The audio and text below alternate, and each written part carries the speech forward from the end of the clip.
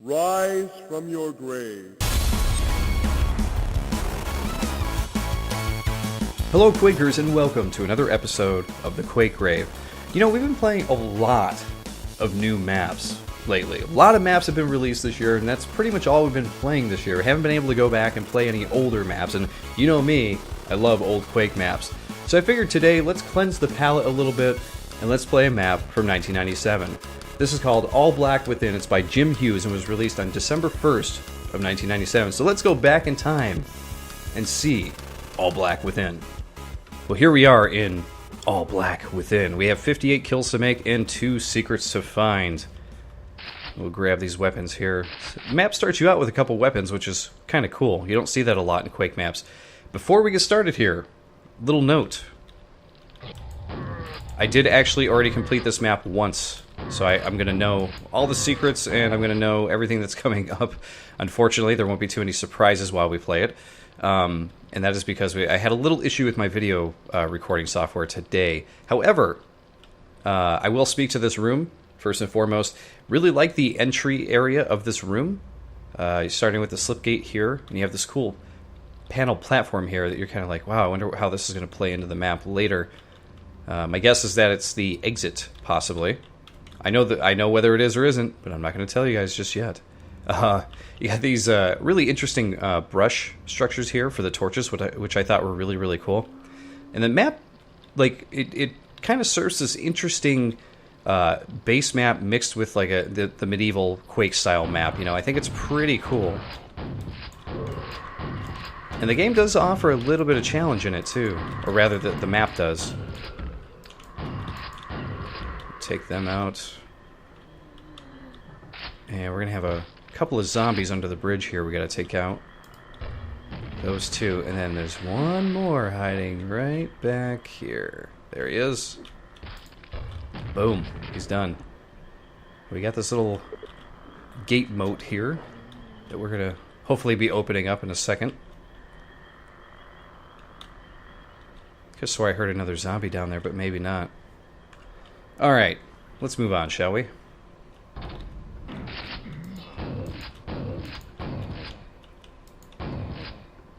Take you guys out. Another knight there. And we got some ogres. One down. Another one up here. Boom. See, it's interesting. You can see it definitely, when you go into this area here, it has almost more of a base type of look to me. You know, maybe it's just me. I'm sure everybody else is like, no. But the way this is set up, it definitely has that feel for me. So it's an interesting mix. Maybe it's just because some of these textures are more used in a base than they are in the medieval style of Quake.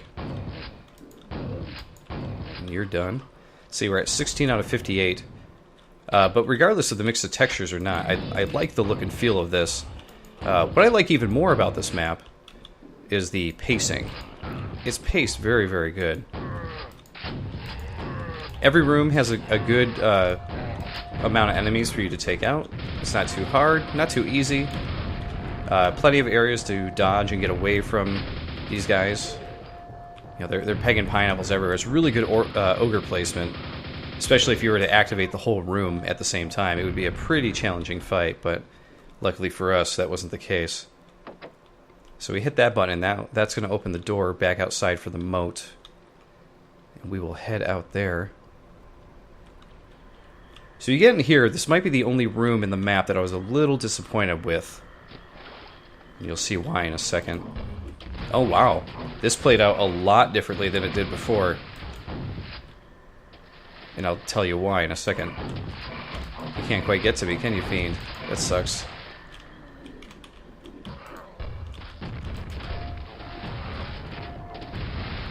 Alright, let's take this guy out too. Which, this area I thought was really bad ogre placement, because there's not really a good area for him to bounce his grenades over to get to you. So when I first came in this, the first time I played it, when I walked in, the Fiend was kind of stuck on this rim right here, and he was just running back and forth. We had 3 zombies here, easily taken out with, you know, 1 or 2 pineapples there. And then we had an ogre up behind me guarding the switch. Normally, you would say, like, well, this is filled with enemies, but it's a good tactical thing. But for me, I was a little disappointed by it because I was like, he's guarding this button up here where he's easily killed. I walk in, I'm just like, boom, boom. Everything was easy to take out. I thought enemy placement was a bit strange. And I'm sure that this right here was put this way so that way the Fiend could easily get down, because this way it actually seemed to happen the way it was probably meant to happen, where he jumps down into the area to get you. Unfortunately, the Fiend still could not get through the door. They've always had those issues getting through doors in certain pathways, haven't they? Grab some ammo here. Now that was one of the legitimate trap scare things that got me the last time I was playing this map. When I walked up to this, I looked down, but not far enough to see that there was an ogre there. And when the ogre came up and was swinging at me, it legitimately got me. I thought that was a great placement for the ogre there. We'll give ourselves a save here. So we're going to run in. We're going to grab ourselves the silver key. We're going to have a couple enemies spawn in. I thought this was really, really cool. It's not a very long elevator fight, but it is an elevator fight. Oh. There we go. Not quite getting you, am I? But I will. I think I got hit by one of those lava balls right there. Let's see if we go back and grab a bit of health. Now, I thought that area was really cool. And there's one thing that this map has for a map from 1997 is a lot of variety in the gameplay. There is a lot going on here. Especially when we get up to this next area here. I think many of you are going to be somewhat impressed with what he built here, because it is very cool. Scrag. And there's one above me here. Or he actually surprised me last time just by coming after me. Shot it right over my head, dude. Oh, he still somehow got a piece, though. Alright, so we go in this room. I thought that this was pretty cool, actually. This area will also house our first secret to find as well. This door opens. Ah! So the first time I was playing through this, I was actually wondering the whole time, how do I get up to this area? You could tell that this is all connected. You got this area up here, doorway. You can see that there's a door there. But how does one get up here?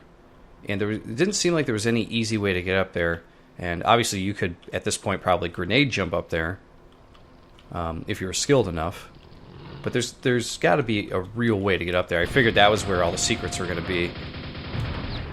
Figured it was one of those maps that was old. And there we go, we just opened up the first secret there accidentally, so we'll run up and grab that.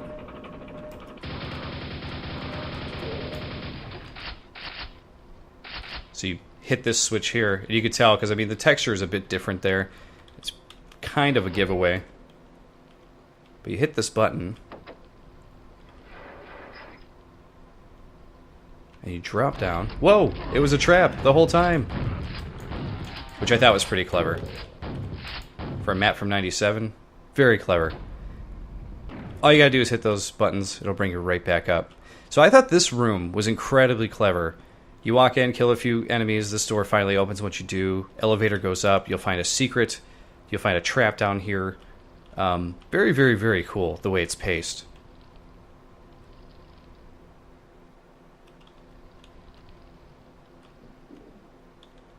Let's see, and I believe I am going the wrong way. That's right. So then you go to the other side through this way. And there's a whole different kind of room here. A couple scrags, got an ogre in the back. No big deal though. And that door opens. Give ourselves a little save here. Couple knights. At this point we're getting really close. We're only 8 enemies down. Totally missing this knight here, but that's okay. Got plenty of grenades. Whoa! Ogre's up.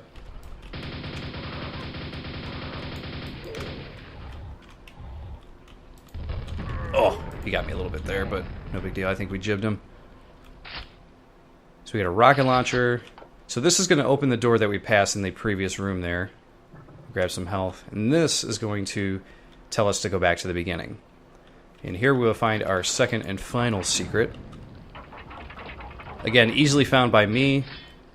Let's see, activate. There we go. Easily found by me because you could tell the texture was completely off. Very old school style of doing secrets, you know, making sure that the texture is a little bit different. Reminds me of those old Hanna-Barbera or Scooby-Doo cartoons where you could tell something was going to happen with the animation in the background when you saw the texture was somewhat misaligned, right? But there we go. We grab this. We got a couple of ogres just waiting to take us out here. And you'll notice that where we're at right now is we're actually on top of that area. We're like, oh, how do we get up here? We're up here now. Very, very cool. Very well paced. Lots of variety in this map. I think it's one of those old maps you could play through and learn a little bit about pacing if you're a new mapper on the scene here. Okay, we're going to give ourselves a save here. Now, an old friend will be around the corner here. Whoa, there he is. But we can make quick work of him with our super nail gun. There we go, it's down. So we got 2 more enemies to take out. And this was something I really was not expecting when I first played through this map. Was when I came back, I was like, that right there must be the exit, but it's not open. But as you run down, oh my god, there's Vors. When I saw those 2 Vors at the end, I was like, I was not expecting that in this old map. But they're pretty easy to take out. I mean, you know, they're just hanging out here, but between there, easily take them out. This opens, and that is your exit. And that is the whole map. That's all kills, all secrets, and boom, there we go. As you can see, some of the carnage we've that we've invoked here on this map. But I was very, very impressed with this map from 1997. I think that Jim Hughes did an excellent job. It's one of those maps that you go back and play through, like as I said, as a new mapper or someone who's been playing Quake for a while. I think it's one of those that you'd be legitimately surprised by. There's a lot of forward-thinking ideas here, a lot of variety in what you're doing, a lot of variety in the enemies as well. A lot of different types of enemies to take out in different ways. And I thought, for the most part, ogre placement was really good. They had a lot of high vantage points to try to get you with grenades and everything. So yeah, just all around, lots of good stuff here. I guess the only nitpick I would have, obviously, is that since it's an older map, the use of brushes and textures and stuff throughout the map are going to be a little bit archaic and old-looking. But for someone like me, I really like old maps. That doesn't really bother me. That may bother somebody else who's like, you know, only playing newer maps and is, you know, really only impressed with newer maps, the way they're built and everything. And why wouldn't you be? Because, I mean, they are works of art nowadays with people having worked on Quake maps for as long as they have. But going back to a map from 1997, having it play this well, and actually look halfway as decent as it does, I'm very impressed. I really like it. Love the fact that he has a bridge and a moat and different setups for the way the brushes were built, and includes a little bit of base here and there to kind of change it up just a little bit. It's really cool. I recommend checking it out. I think it's a very, very good map from 1997. But there you go, everybody. I will see you all next time. Be sure to check out all of my other Quake Grave episodes, or jump into the GGRC show that I've been doing. I think you'll like it.